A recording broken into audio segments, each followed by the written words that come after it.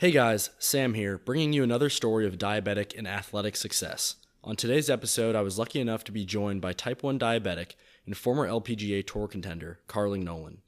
Carling attended The Ohio State University, qualified for the Symetra Tour, and earned her spot on the LPGA after winning the Golf Channel's reality TV series, The Big Break. Please enjoy my conversation with Carling Nolan.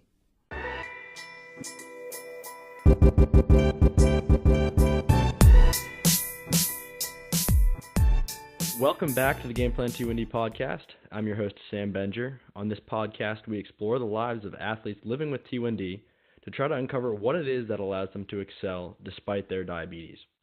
Today on the show, I am lucky to be joined by Carling Nolan. Carling, how are you today?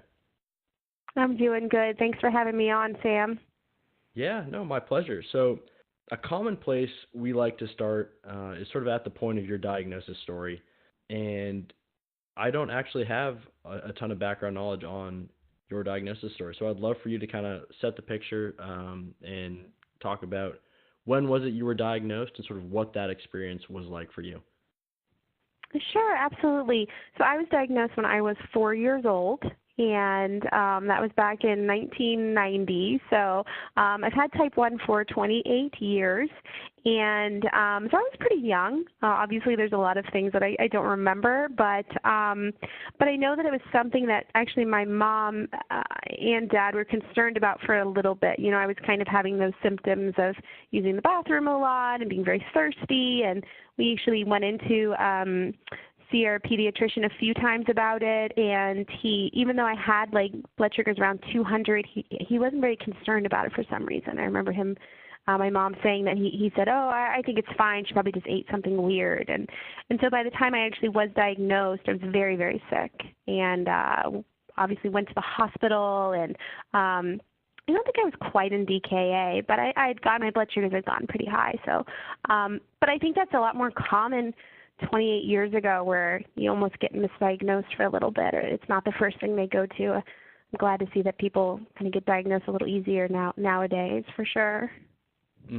Yeah, it's been interesting talking to the guests just on our podcast and hearing the different sort of stories, as you were mentioning, in terms of how long it actually took people to be diagnosed. And in some cases, it's weeks before they actually get that T1D diagnosis. So it's interesting to sort of see how that's transitioning now, hopefully to better, faster, more accurate diagnoses. But so you were diagnosed at 4 and obviously grew up with diabetes. When was it that, and talk to us about the process of sort of becoming more independent in terms of your diabetes treatment? I know similarly, I was diagnosed at age 5.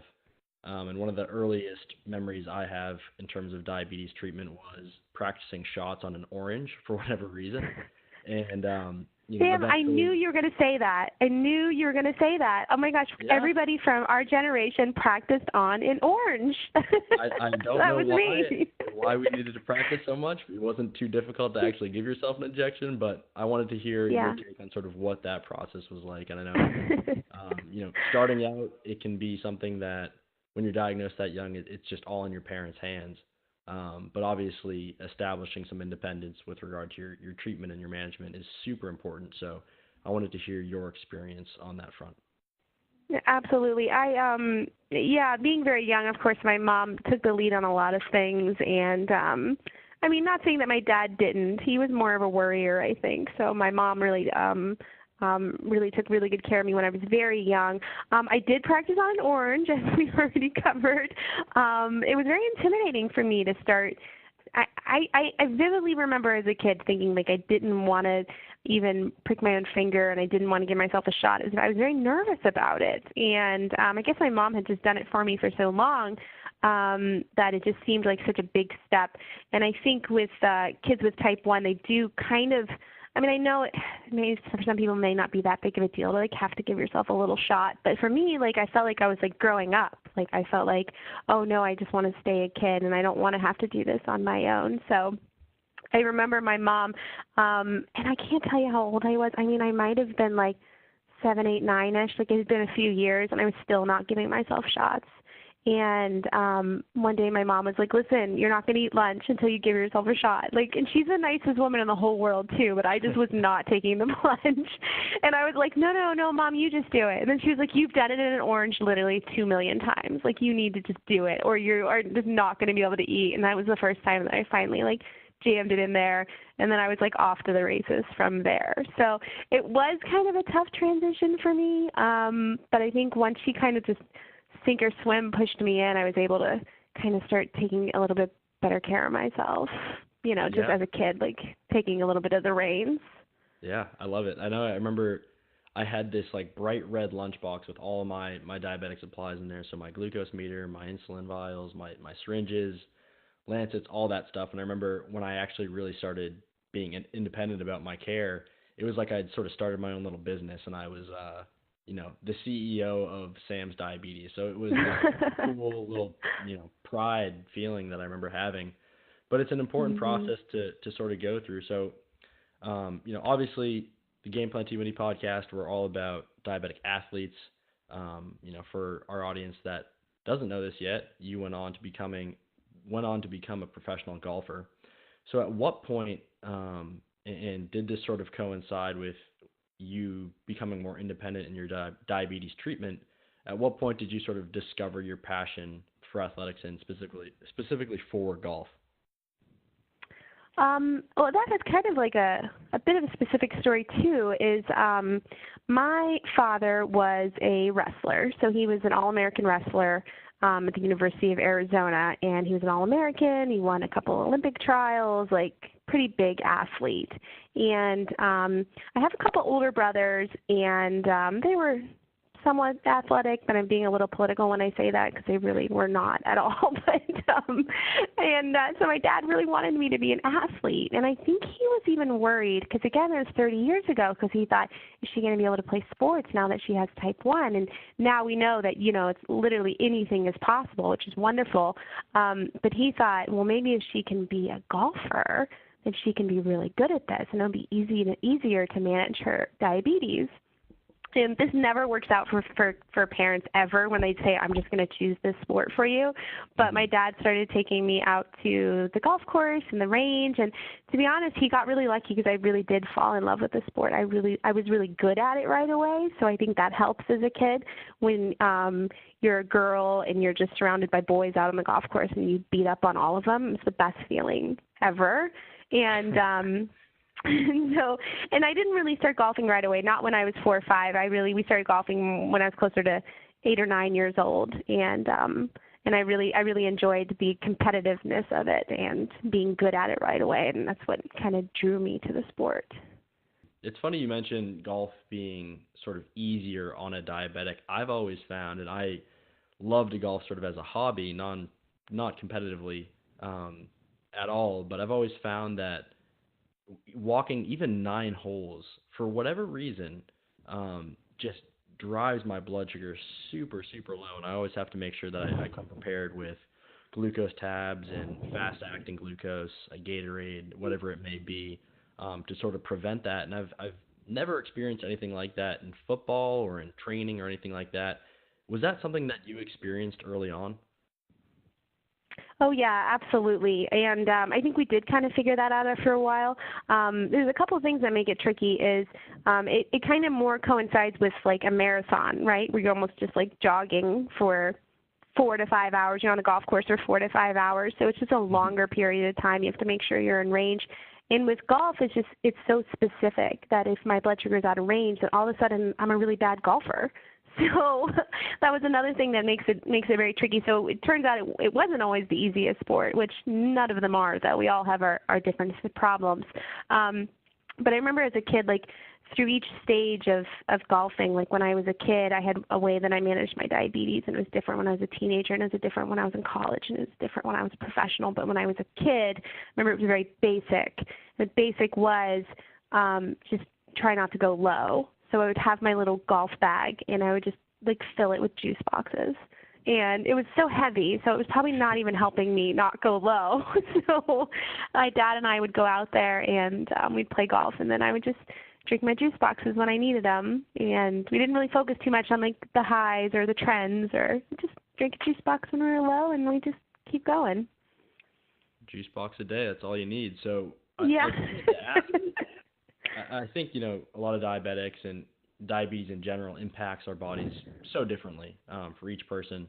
What was one of the challenges that you identified early on that was particularly tough for you? I know you mentioned just I wanted to make sure I didn't go low, but was that then, going on the higher end, was that an issue for you? And what were some of the early challenges that you faced with your diabetes? Yeah, absolutely, and it changed a little bit as I got more competitive. I started playing that competitively on a national scale once I was in like 7th or 8th grade. So that's when things started to get a lot more serious. So I had to make sure that my blood sugars were even more on par. No pun intended, but and it really did vary. And the difference, it's hard because the golf course is always different. So sometimes it was hot, sometimes it was cold, and sometimes it was hilly, and sometimes it wasn't. So so that's when we really started trying to take a look at more of the trends. So we would keep a log of what time I teed off and what I ate that day and what was the temperature like and how did it affect my blood sugar. In that way, because sometimes I would get on the first tee, and I'm sure a lot of athletes get this too. They get that adrenaline rush. So that was always a problem too. You get really excited, and I always got a big adrenaline rush. I knew it because I always hit the ball a lot further in tournaments than I did in practice. So it was really all that adrenaline, and that really could make my blood sugar go too high as well. So so we really kind of got more on a schedule, and that's when I started saying, like, I'm going to test my blood sugar every 3 to 4 holes and then make like an adjustment if I need to. So like different things like that, because, as an athlete, it could go either way, and you had to be prepared to constantly be making adjustments and bettering yourself. Yeah, I think that the stress and the adrenaline issue is something we cover a lot on this podcast. I'm always interested to hear, our athletes' coping mechanisms to deal with that. I know a guy I reference a lot is Chris Freeman, who was our second episode. He's a 4-time Olympic cross-country skier, and he actually came up with a breathing routine to try to combat that adrenaline, blood sugar spiking adrenaline rush. And he said he would actually go through this breathing technique, and he would actually see on his CGM his blood sugar actually plateau and then start to come down. Did you have any sort of breathing or visualization process that you sort of used to try to combat those nerves, or was it just a matter of being aware of it and trying to dose properly for that? So that's interesting. I think I would have been interested in trying something like that when I was a professional golfer, but I was really just trying to be very self-aware of it, and I always had like a plan B in place. So basically, if my blood sugar was off for either reason, either, adrenaline high or miscalculation in dosage, or maybe if it was a little bit low, I always played it a little bit safe. And I think you have room to do this in golf because it's such a long round. So if my blood sugar was out of range for any of those reasons, I tried to hit it, I didn't hit any riskier shots. So maybe I would lay up on the par 5 and not go over the water. Or maybe I would aim more towards the middle of the green instead of going for the pin, which was on the edge of the green. And if you're not a golfer, I hope you're getting all of these slang things that I'm saying. But I just played more conservatively. And I don't think there's any problem with that. And I think some people think like, oh, if I didn't have diabetes, like, I would feel great all the time, and I would be this best athlete ever, which is really not the case. I mean, even all these other athletes and all these other golfers, even if they don't have diabetes, they all have their own issues. Maybe they slept weird, or maybe they ate something weird, and they're not feeling well that day. Everyone has points in the round where they need to play conservatively. Mine are just more planned out, and I can test for them, like right on my blood sugar machine. And then once I was in range, then that's when I really went for gold. That's when I went for the pins. That's when I was more aggressive with my shots, and I knew I had the best chance to shoot low that way. So it's simply just a matter of planning and sort of being prepared. I wanted to ask you, Carling, about you mentioned you started playing on the national scale around 7th or 8th grade. What was that process like to be, playing on a scale like that at such a young age? It was great. Again, I was really, really competitive when I was a kid. I think I was like my most competitive when I was really, really young. And I think that's just because you just don't have any fear, you know, you think you're the best in the whole world.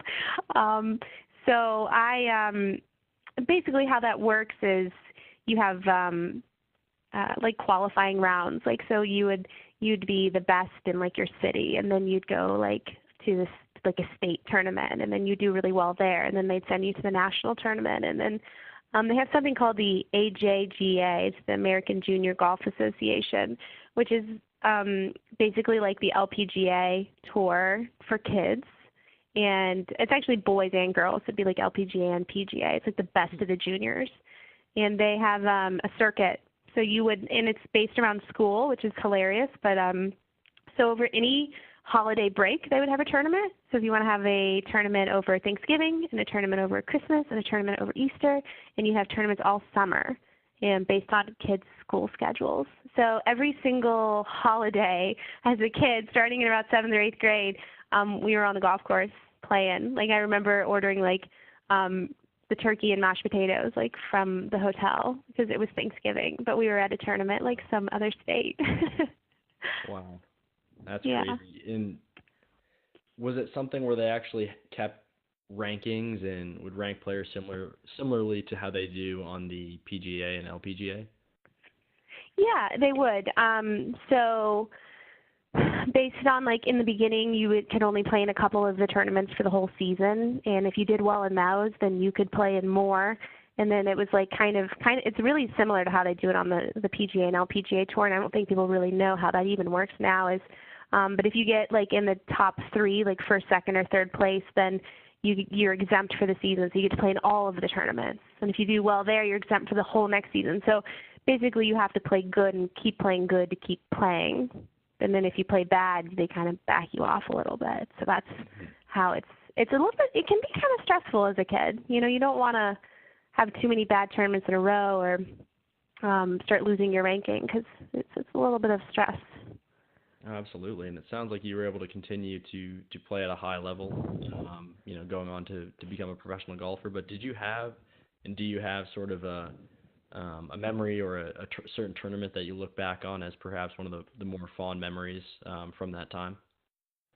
I mean, I had a lot of really great memories of playing on the national circuit, and but really my favorite tournament was in high school. So high school golf is sort of like not quite as serious because they have this big like national circuit, and everyone kind of plays high school golf as just like practice almost. Mm-hmm. But it's still really cool because, you know, people have like the state tournament in golf, and my dad told me that if I won the state tournament, then he would buy me a car. So it was really funny because I was so excited about it that I went out my sophomore year and I won the state tournament, and I was only 15. Like I wasn't even old enough to drive yet. Wow. And but I was so pumped up about the possibility of him buying me a car that I won by 9 strokes, and which was like a record, and then the youngest person to win in Ohio, which was a record too. So that was really my favorite tournament. I just remember like being really excited about. And I'm sure he bought me like this little like beater car too. So like it wasn't anything really exciting, but it was exciting in my book as a 15-year-old. Oh, absolutely. Got to capitalize on those opportunities. So you mentioned Ohio. You went on to play college golf at Ohio State University. What was the experience like of transitioning into college? I know this is a time for diabetics where I think there's sort of a fork in the road where a lot of people either choose to embrace it and really tighten in on the treatment and dial in their treatment even more, or some people push it to the back burner with, you know, peer pressure and you know, new different social opportunities kind of coming to the forefront. Diabetes can kind of get pushed to the side. What was your transition like, and what was the transition into playing golf at the collegiate level?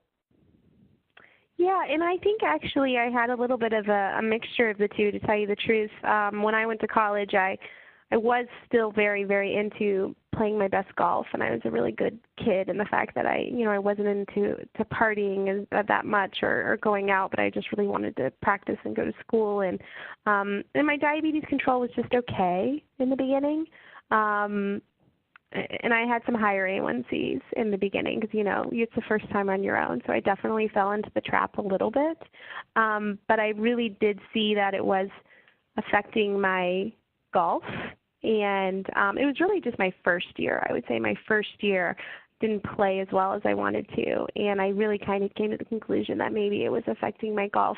And I know that kind of sounds crazy because you think this is your life, right? This is your health, so that should be like your number one concern. But for me, I was thinking, oh, this is making me play bad. I really need to get it together. So, but I think that's really common as a kid, and I don't think it's too big of an issue because I think once you mature and grow up, those things become more important to you, like health. But if you just have to find something that motivates you, and I did. So starting more in my sophomore, junior year, I started to embrace it more and try to really take better care of myself and take it to a whole new level so I could play better golf.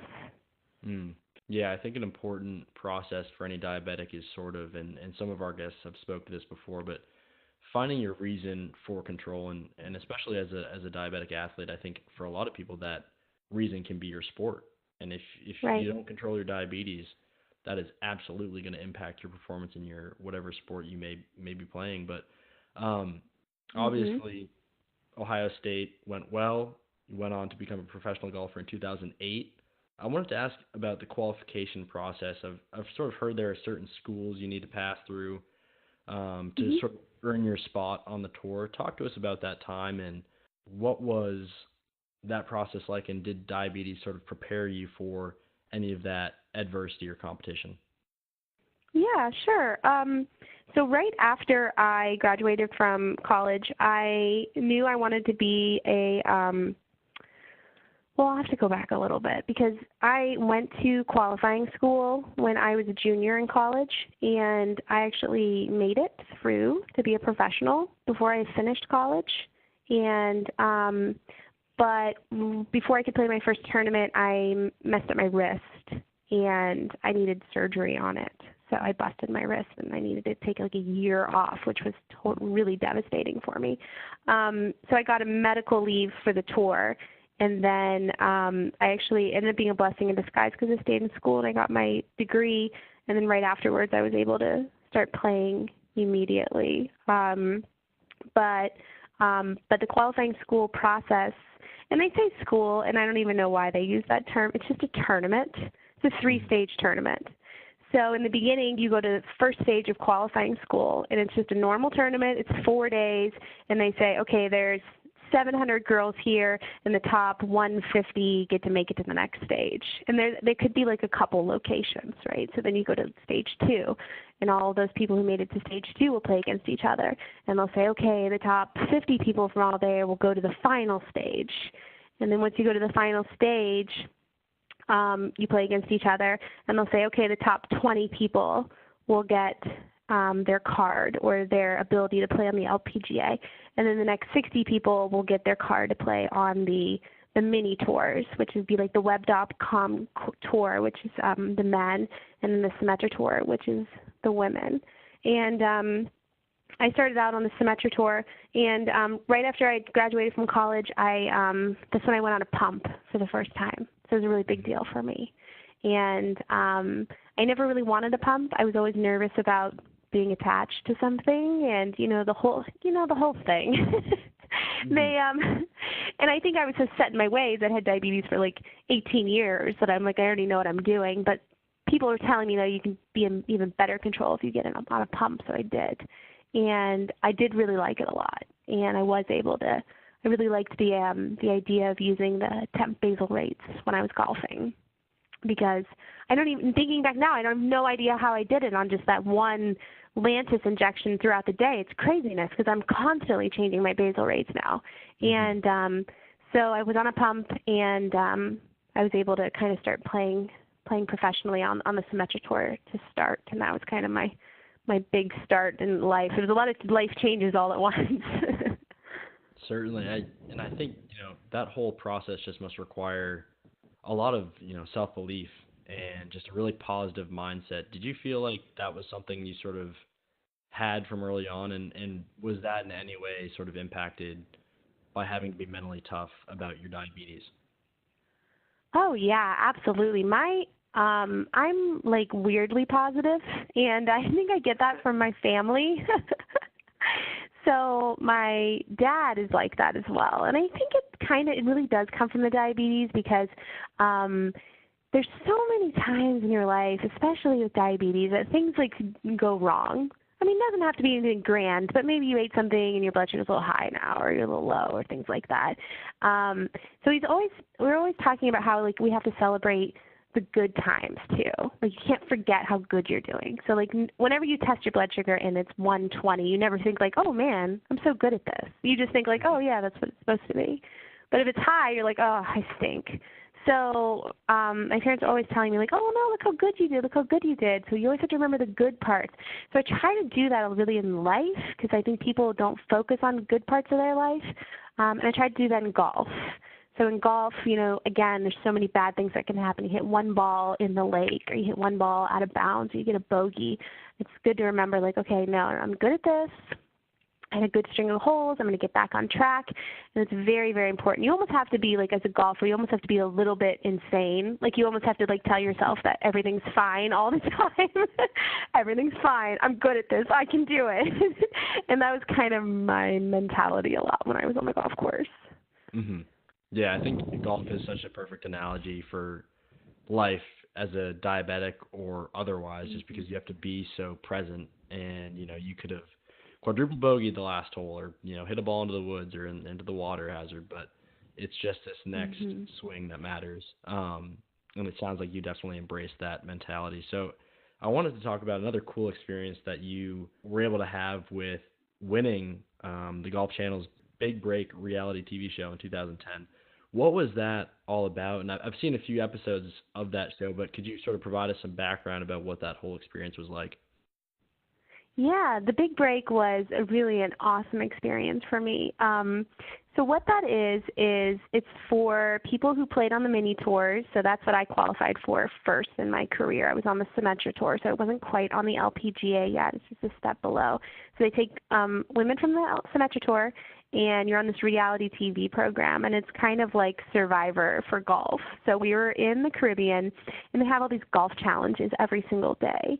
And sometimes they're really like not even super golf related, although they all are. But some, you would hit balls over walls. You try to like break glass windows with golf balls, and like sometimes it would be like play 9 holes and things like that. But whoever did the worst every day would get kicked off the island, like a big dramatic thing.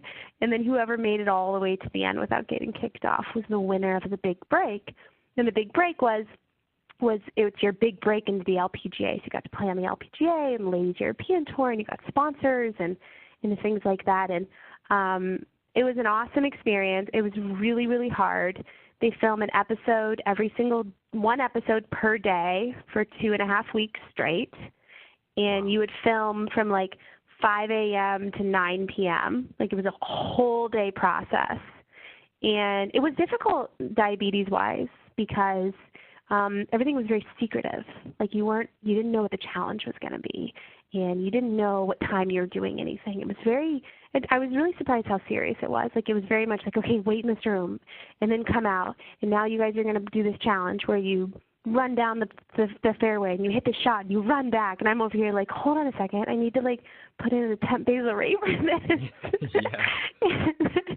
And all the same time we're on this Caribbean island where they were feeding us all these weird food and like I've never had before, and I'm like, so really I struggled in the beginning with my blood sugars, and I almost got kicked off a couple times.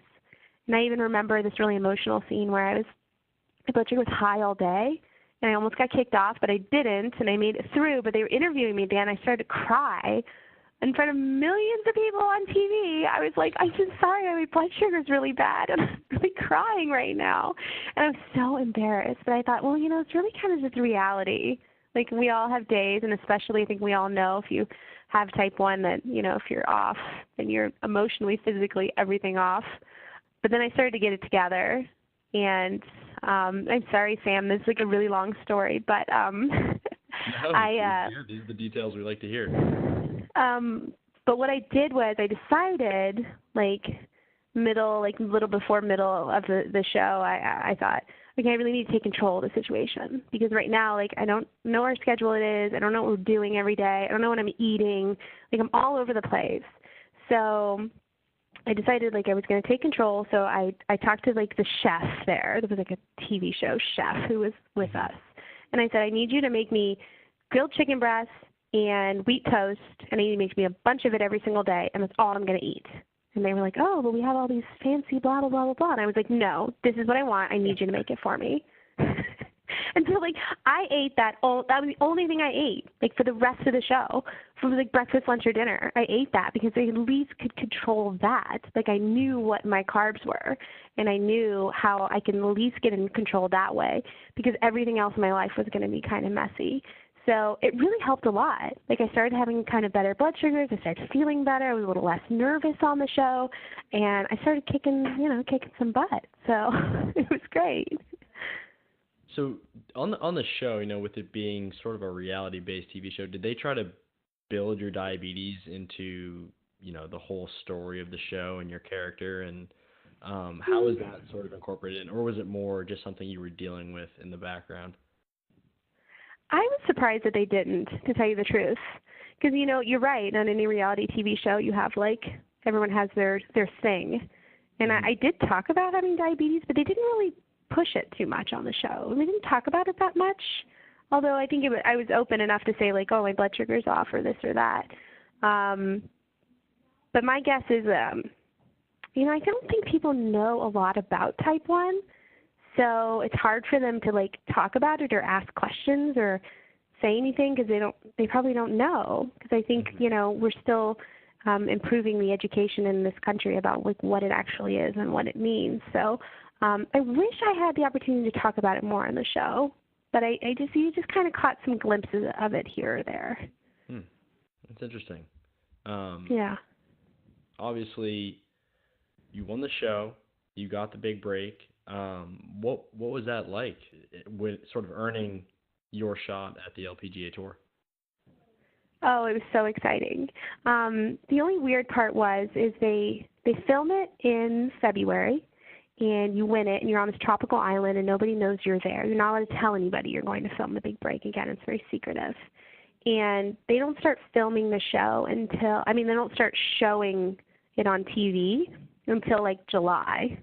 So you have to go home, and for, like, 5 months, you just, like, sit there like everything's normal in your life, and you can't tell anybody that you won this huge thing. And so so I went home, and I just played, and I said, everything's fine, blah, blah, blah. And then they start airing the show one episode at a time for a couple months, and then you can finally have this big, like, I won, and it's this big, exciting thing. And you're like, well, I really won, like, 6 months ago, but still. And then I got to start my first tournament. I got to play on the LPGA in California. It was very exciting, but I was very nervous. I think people on tour are a little bit, getting to play on the LPGA through the big break is a little different than getting to play it through qualifying school. I don't think the other players quite trust it as much. Like, it's not as good. So you almost feel like you have to prove yourself a little bit. And so I remember kind of getting that feeling a little bit when I was out there. But, everyone was really nice. But maybe it was all really in my head, too. But I remember I played really well in my first tournament. It's very exciting for me. And then, that opportunity came in 2010, and you were on the LPGA Tour for how long after that? Well, I played in a few LPGA tournaments that year, and I played in the Dubai Masters for the Ladies European Tour, and then from there I played off and on from the Symetra and the LPGA tournament. So golf is this big, crazy world that they have these Monday qualifiers you can do. So if you're playing on the Symetra Tour, you could also go to an LPGA tournament on Monday and play against, like, 50 people and get, like, the last spot onto the LPGA. So I did that for a little bit, too. And so every year I would play in, like, a few LPGA tournaments kind of off and on from the Symetra Tour, and I did that all the way until 2015, so another 5 years. Wow. And yeah, so I was out there. Yeah, that's amazing. And what a career. And looking back on, all those tournaments and all that hard work, is there a certain sort of moment that sticks out as perhaps being a moment you're sort of most proud of, a certain tournament win or a shot here or there that sticks out in your memory? I would say it was actually that first LPGA tournament that I played in after winning the big break, because I was very nervous, and I think even it's funny because you can pull up some YouTube videos of me playing in that tournament, and even the announcers would say things like, well, no one really expected her to play very well, and like things like that, because, well, for a couple of reasons, because it was my very first LPGA tournament, so nobody plays good in their first tournament. But I also remember that one specifically, like it was a very like diabetes experience as well, because I was so nervous on the first hole that my blood sugar was so high. And I did not play good for the first couple of holes. Like I hit it in the trees right off the first one, and I was like, oh my gosh, I'm losing it. And it was, trying to play conservatively wasn't exactly working. But then I kind of just tried to like stay patient and keep playing, and then my blood sugar came down, and I kind of got this like rush of emotion, like not like in a bring your blood sugar up what kind of way, but like, oh, I think I feel good. I think I'm ready to do this. And I actually made 5 out of 6 birdies in a row. Like I birdied the next 5 out of 6 holes. Wow. And which is like really good if you're not a golfer. And it like got me back on track. And I actually finished in the top 20 in my very first tournament. I was really excited about it. And it was just kind of, I thought, oh, this is like such a good example of like diabetes and golf right now, because I like struggled in the beginning and then like made this huge comeback and I was doing really well. And I got the LPGA shot of the month, which is usually one shot, but I think they used my string of 5 birdies in a row as like the big highlight. So that was a pretty exciting moment for me. Wow, absolutely. And yeah, what an inspiration to other folks living out there with T1D. It's sort of starting to wrap up, Carling. I wanted to ask, and this is sort of a common question we like to ask, if you could send a message to a diabetic that's struggling right now, perhaps they were just diagnosed or maybe they're just going through a rough patch right now, what would your message be to that individual and why? I think my message would be is to find a good support system. So it's really, really important for you to know that you're not alone in this world with type 1 diabetes, and I think that's what makes people not want to take care of themselves or get overwhelmed by this disease. But the more you can get involved with your community and meet other people and talk to other people, it really, really is a big stress reliever. I mean, even if you just have a bad day, somebody else with diabetes is going to understand, and they're going to be able to make you laugh and make you feel better and keep you motivated to take care of yourself. Because, I've been living with diabetes for 28 years, and I've had my ups and downs. I've had great A1Cs. I've had higher A1Cs. But I've noticed the more involved I am in the community, the more people that I talk to about it, the more open I am about it, the easier it is to take care of, because you don't want to do it all on your own.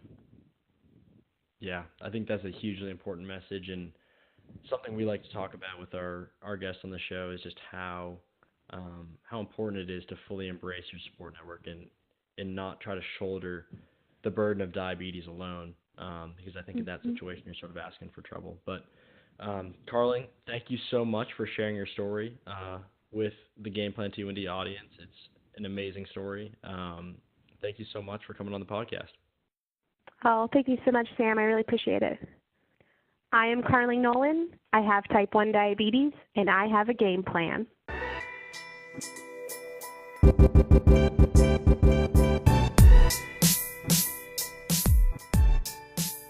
We hope you enjoyed this episode of the Game Plan T1D podcast. For related content, please visit www.gameplant1d.com or follow us on social media at Game Plan T1D.